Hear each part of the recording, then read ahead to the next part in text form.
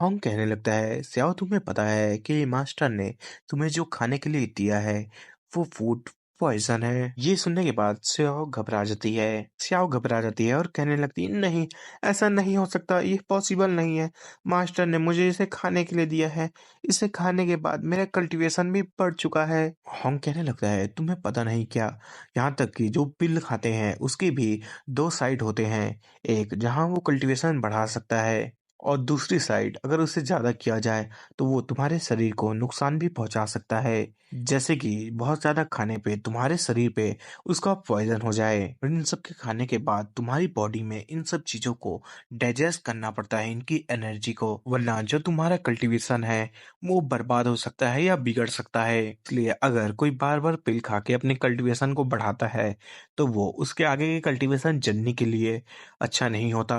बहुत सारे पिल को एक साथ खाने से तुम्हारी बॉडी में बहुत ज़्यादा टॉक्सिन जमा हो जाएगा, जिसके कारण हो सके तो तुम मर भी सकते हो। लेकिन सीनियर ब्रदर होंग, मास्टर ने मुझे खाने को दिया है, वो भी इतना सारा, मुझे तो कुछ खराब नहीं लग रहा, मेरे को तो अच्छा लग रहा है। क्या आपने कुछ गलत नहीं समझा है? कहने लगता है, चलो ठीक है, मैं तुम्हारी बॉडी को चेक करता हूँ। और उसे चेक करने के लिए अपने हाथों को आगे ले जाता है और आंख बंद करके सेंस करने की कोशिश करता है। इन सब चीजों को देख के बहुत ज्यादा हैरान होता है। वो मन में सोच रहा होता है, आखिरकार ये कैसे पॉसिबल है? इसका असर इतना ज्यादा अच्छा कैसे हो सकता है? सारे फ्रूट को खाने के बाद भी इसका जो मेरिडन है उसे कुछ डैमेज नहीं हुआ है, बल्कि वो तो बहुत ज्यादा साफ है। यहाँ तक कि जो इसका फाउंडेशन है वो तो पहले से भी ज्यादा सॉलिड हो चुका है। यहाँ तक कि इसके शरीर में जो वाटर एनर्जी होती है वो लगातार लगातार फ्लो कर रहा है। एक तरीके से ये किसी पिल से भी ज्यादा काम कर रहा है। सियाओ घबरा गई होती है। इन सब बातों को सुन के वो घबराते हुए कहने लगती है, सीनियर ब्रदर होंग, क्या मेरे बॉडी के साथ कुछ गड़बड़ है? और नहीं तो मैं यहाँ से जाना चाहती हूँ। होंग के मन में लालच आने लगता है। वो कहने लगता है, सियाओ यार, जरा तुम मुझे इसे दे दो, क्योंकि ये तुम्हारी बॉडी के साथ अच्छा नहीं है। मुझे दे दो, तुम्हारे सीनियर ब्रदर तुम्हारा भला चाहते हैं, ये सारे स्नैक मुझे दे दो। ये सारी हरकतें देख के सियाओ घबराने लगती है। लेकिन सीनियर ब्रदर होंग, मास्टर ने तो मुझे ये सारी चीज दिया था ना। सियाओ रोने लगती है क्योंकि होंग उससे छीन लेता है और कहने लगता है, अरे चलो छोड़ो, ये तुम्हारे भले के लिए है, ये मुझे दो, कहकर छीन लेता है। सियाओ रोने लगती है। होंग उसे चुप करवाते हुए धमकाते हुए कहने लगता है, सियाओ तुम क्यों रो रही हो? तुम्हें चुप हो जाना चाहिए, तुम रोना बंद करो और जाओ मास्टर के पास और उनका ध्यान करो, तब ध्यान रखो। और हाँ, तुम्हें याद रखना है कि तुम्हें इन सब चीजों के बारे में मास्टर को कुछ नहीं बताना है, ठीक है? ये सारी चीजें तुम्हारे भले के लिए है। वो होता है ना, अपनी छोटी बहन या छोटे भाई को चुप करवा देते हैं कुछ लूट के, घर में के बड़े लोगों को पता ना चले। यही हो रहा है यहाँ। सर यार घबराते हुए कहने लगती, "ए ठीक है।" होंग उसे जाते देख खुश हो जाता है और मन में सोच रहा होता है, अब चिंता ना करो, ये सारी चीजें अब मैं हैंडल कर लूंगा। अब ये मेरा मौका आ चुका है कि मैं इसे खा के अपने कल्टीवेशन का ब्रेक थ्रू करके ट्रिबुलेशन ट्रेंडरेशन में एक बार में ही चला जाऊं। मेरे को ढंग से बोलते नहीं बना हूं, तो मैं आप लोगों को माफी मांगता हूं। एक बार में पैकेट को फाड़ के सारी चीजों को खाने लगता है और कहने लगता है, हालांकि इसका जो टेस्ट है वो ठीक है, लेकिन आखिरकार जो मेरा पेट है उसे क्या हुआ? ऐसा क्यों लग रहा है कि ये बहुत जल्दी फटने वाला है? नहीं, ये अच्छा नहीं है।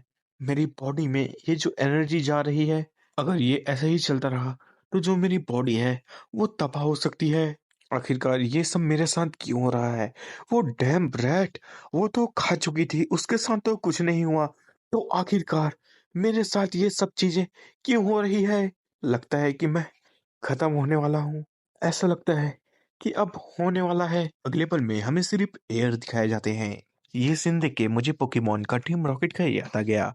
हाँ, टीम रॉकेट के रॉकेट की तरह उड़ के चला गया होता है।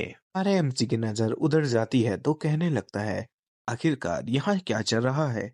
आखिरकार जो होंग है वो ऐसे स्काई में क्यों जा रहा है? इमन कहने लगता है, हाँ ठीक है मास्टर, वो उड़ के जा रहे हैं वो ठीक है, लेकिन जो विंड है उसमें ये अजीब सी बदबू क्या है? सियाओ का हालत दिखाया जाता है। उसका हालत बहुत बेहाल होता है। वो बहुत उदास में हमारे एमसी के पास आ रही होती है। हमारा एमसी उसे देखते हुए कहने लगता है, स्याओ तुम्हें क्या हुआ? तुम इतने उदास क्यों हो? वो बहुत उदास टोन में कहने लगती, "श्याओ, मैं ठीक हूँ।" हमारा एमसी उसे गौर से देखने लगता है कि आखिरकार क्या गड़बड़ है। तभी उसे कुछ चीज़ नोटिस होता है। श्याओ बहुत उदास दिख रही होती है, यहाँ तक कि वो रो रही होती है और अपने हाथों को आगे रखी होती है। उसके ऐसे देखते हुए हमारा एमसी को समझ आ जाता है। वो गुस्से में कहने लगता है, "अच्छा, तो ये सब हुआ है।" वो गुस्से में होंग का नाम लेते हुए कहने लगता है, "होंग।" अगले पल जो होंग है वहां लैंड करते हुए कहने लगता है, "मास्टर।"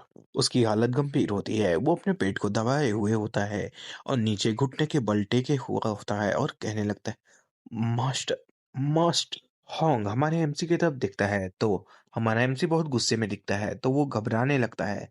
हमारा एमसी कहता है, होंग मुझे सच सच बताओ, आखिरकार क्या हुआ? बताओ मुझे, आखिरकार तुमने किया क्या है? इन सब सिचुएशन को देख के होंग कुछ नहीं कह पा रहा होता। एक पल के लिए सब साइलेंट रहते हैं। होंग को चुपचाप रहते देख के हमारा एमसी भड़कने लगता है और कहने लगता है, हे, क्या तुम बहरे हो होंग? जो मेरी बातें तुम्हें सुनाई नहीं दे रही? मैंने तुमसे कुछ पूछा है, तुम मुझे जवाब क्यों नहीं दे रहे? होंग दर्द में होता है और परेशान भी होता है और यहाँ तक कि उसे शर्म भी आ रहा होता है। वो कहने लगता है, मास्टर मुझे पता है कि मैंने क्या गलती किया है, प्लीज मुझे माफ कर दीजिए। हमारा एमसी कहने लगता है, हाँ तुम्हें पता है कि तुमने क्या गलती किया है। हाँ तो चलो मुझे भी बताओ कि तुमने जो स्याव है उसका जो स्नैक है उसे क्यों उससे छीना। जो स्याव है वो अपने सीनियर ब्रदर को बचाने की कोशिश करता है और कहने लगता है, हाँ मास्टर, मैं रैट, मैंने सीनियर ब्रदर होंग को खाने के लिए दिया था, उन्हें ट्राई करना था कि वो स्नैक कैसा होता है।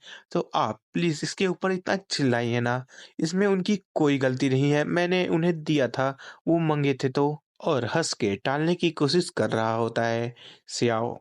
हमारा जो एमसी है वो सियाओ की बातों पे ध्यान ना देके होंग को डांटते हुए कहने लगता है, मुझे पता है कि तुम अपनी कल्टीवेशन बढ़ाने के लिए कुछ भी करने के लिए तैयार हो, लेकिन तुम्हें याद रखना चाहिए कि जो सियाओ है वो तुम्हारा लिटिल सिस्टर है। तो तुम्हें ऐसी हरकतें कभी करने की कोई ज़रूरत नहीं थी, जो तुमने किया है ये एक शर्म वाली बात है, जो तुमने सियाओ के साथ ये सारी चीज़ें किया है। इन सब बातों को सुन के सियाओ चुपचाप रहता है, वो कुछ कह नहीं पाता क्योंकि वो अपने गिल्ट पे रहता है। होंग अपनी गलती को मानते हुए शर्माते हुए कहने लगता है, हाँ मुझे पता है, मैं आपका जो डिसाइपल उसने एक बहुत बड़ी गलती किया है। मुझे मेरे जो मिस्टेक है वो पता है मास्टर। होंग चाहता था कि वो आगे कुछ कह पाए, लेकिन वो आगे कुछ कहे उससे पहले उसके पेट के साथ फिर से गड़बड़ी होने लगती है, जिसके कारण वो आगे कुछ कह नहीं पाता।